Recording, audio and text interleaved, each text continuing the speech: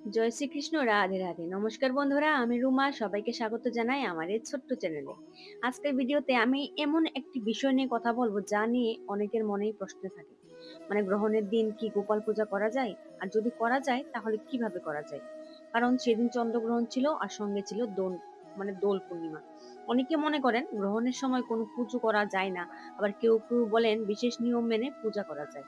তাই আজ আমি আপনাদের বলবো শাস্ত্র অনুযায়ী নিয়ম এবং আমি নিজে কিভাবে গোপালকে সেবা করিয়েছি চন্দ্রগ্রহণের দিন।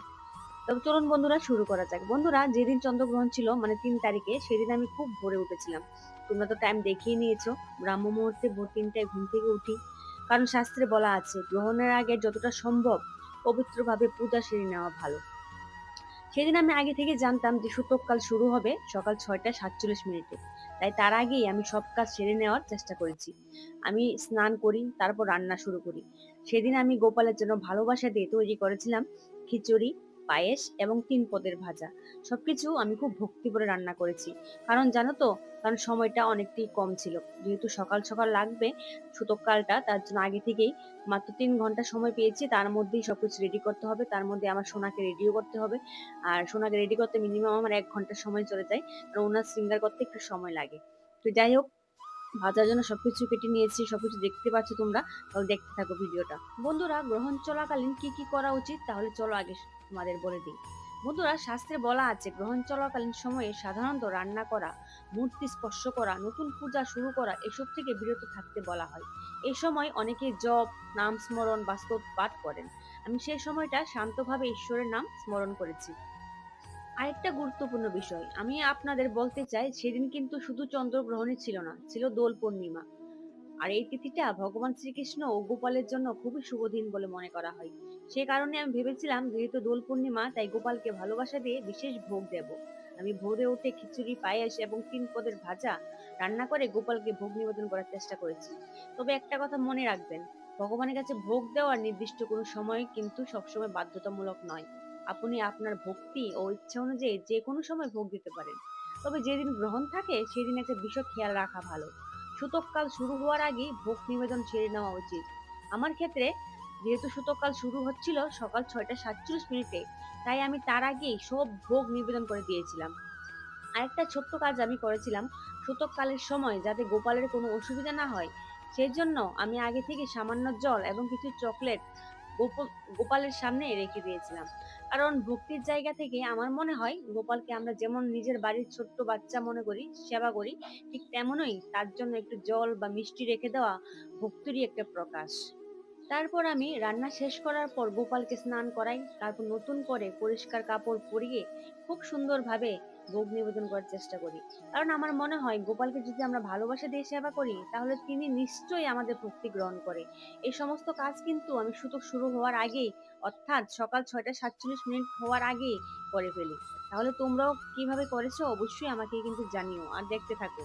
বন্ধুরা, আরেকটা গুরুত্বপূর্ণ বিষয়, গ্রহণের সময় পর্দা দেওয়া নিয়ে বড় আধ্যাত্মিক প্রশ্ন অনেকের মনেই উঠে থাকে, আমার মনে ছিল। আর একটা বিষয় নিয়ে অনেকের প্রশ্ন করেন, অনেকে বলেন গ্রহণের সময় ঠাকুরের সামনে পর্দা দিয়ে রাখতে হয়।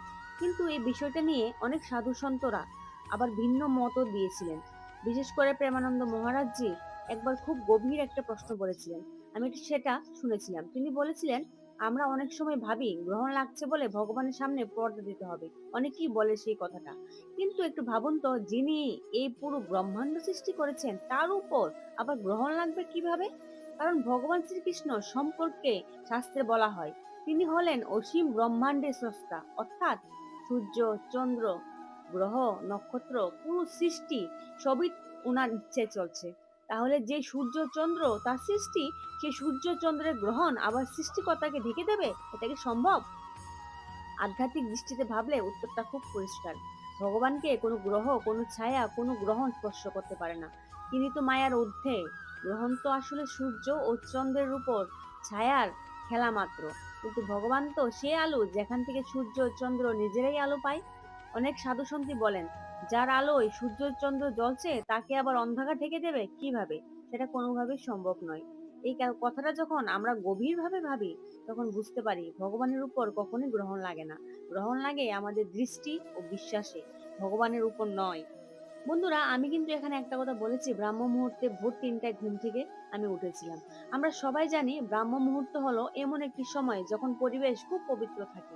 এই সময় জপ, পূজা বা ঈশ্বর স্মরণ করলে মন খুব শান্ত থাকে। ঘুম থেকে উঠে প্রথমে আমি স্নান করে নিয়েছিলাম এবং তারপরে কিন্তু গোপালের ভোগ রান্না করার প্রস্তুতি শুরু করেছিলাম।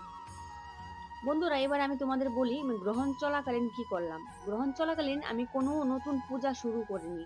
আমি আমার গোপাল সোনাকেও স্পর্শ পর্যন্ত করিনি। সেই সময় আমি শান্তভাবে ঈশ্বরের নাম স্মরণ করেছি। কারণ অনেকেই বলেন এই সময় জপ করলে তার ফল অনেক বেশি হয়। বন্ধুরা, তোমাদের না আমার মন থেকে কিছু কথা বলি। গোপাল পূজার আসল অর্থ কি? বন্ধুরা, একটা কথা আমরা অনেক সময় ভুলে যাই। গোপাল পূজা মানে শুধু নিয়ম করে ধূপ দীপ দেখানো নয়। গোপাল আসলে হলেন ছোট্ট রূপে ভগবান শ্রীকৃষ্ণের রূপ। তাই গোপালকে পূজা করার মানে হলো তাকে নিজের বাড়ির ছোট্ট সন্তানের মতো ভালোবাসা দিয়ে সেবা করা। গোপালকে বাচ্চা মনে করে সেবা।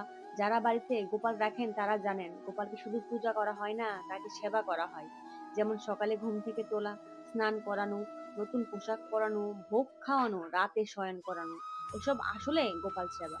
ভোগ দেওয়ার তার মধ্যে কিছু নিয়ম আছে। গোপালকে ভোগ দেওয়ার সময় একটা বিষয় মনে রাখা খুবই ভালো। খুব বড় বা দামি জিনিস দেওয়া জরুরি নয়। ভগবানের কাছে সবচেয়ে বড় জিনিস হলো ভক্তি। একটা ফল, একটু মিষ্টি বা সামান্য অন্ন ও যদি ভালোবাসা দিয়ে দেওয়া হয় তাহলেও গোপাল খুশি হন। গোপাল সেবার সময় ঘর এবং মন দুটোই পরিষ্কার রাখা খুবই গুরুত্বপূর্ণ। অনেকে তাই পূজার আগে স্নান করেন, পরিষ্কার কাপড় পরেন, গঙ্গার জল ছিটিয়ে দেন। এগুলি করলে পরিবেশ আরো পবিত্র হয়ে যায়। আর একটা গুরুত্বপূর্ণ বিষয় হলো নাম জপ। অনেক সাধু সন্তরা বলেন গোপালের সামনে যদি আমরা ভালোবাসা দিয়ে নাম জপ করি, আসলে সেই জপ সরাসরি ভগবানের কাছে পৌঁছায় যায়। শাস্ত্রে বলা আছে যে বাড়িতে নিয়মিত গোপাল সেবা হয় সে বাড়িতে শান্তি থাকে, অশুভ শক্তি দূরে থাকে এবং ভগবানের কৃপা থাকে। কারণ গোপাল হলেন আনন্দের প্রতীক। তাহলে বন্ধুরা, এবার বলি গ্রহণ শেষ হওয়ার পর আমি কি কি করলাম। তোমরা তো সব দেখিয়ে নিয়েছো। সেদিন গ্রহণ শেষ হয়েছিল বিকাল ৬টা ৪৭ মিনিটে। গ্রহণ শেষ হওয়ার পর আমি আবার কিছু নিয়ম মেনে কাজ করি।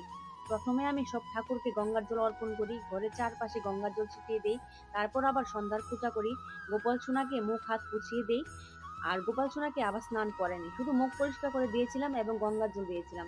তারপর খুব ভক্তি দিয়ে সন্ধ্যার পূজা সম্পূর্ণ করি। বন্ধুরা, গ্রহণ নিয়ে অনেক নিয়ম আছে, কিন্তু একটা কথা সবসময় মনে রাখতে হবে, সবচেয়ে বড় জিনিস হলো ভক্তি।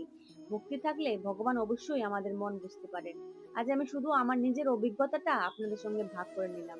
ভিডিওটি ভালো লাগলে অবশ্যই লাইক করবেন, কমেন্ট করে আপনাদের মতামত জানাবেন এবং চ্যানেলটি সাবস্ক্রাইব করতে ভুলবেন না। আর অবশ্যই জানাবেন যে আমার কোনো ভুল ত্রুটি হয়েছে কিনা। আর যদি কোনো ভুল ত্রুটি হয়ে থাকে তাহলে অবশ্যই ছোট বলে ক্ষমা করে দেবেন। বন্ধুরা, আমি চন্দ্রগ্রহণের দিন, দোল পূর্ণিমার দিন এভাবেই আমার গোপালকে সেবা দিয়েছিলাম। তোমরা কিভাবে দিয়েছো আমাকে অবশ্যই কমেন্ট করে জানাবে।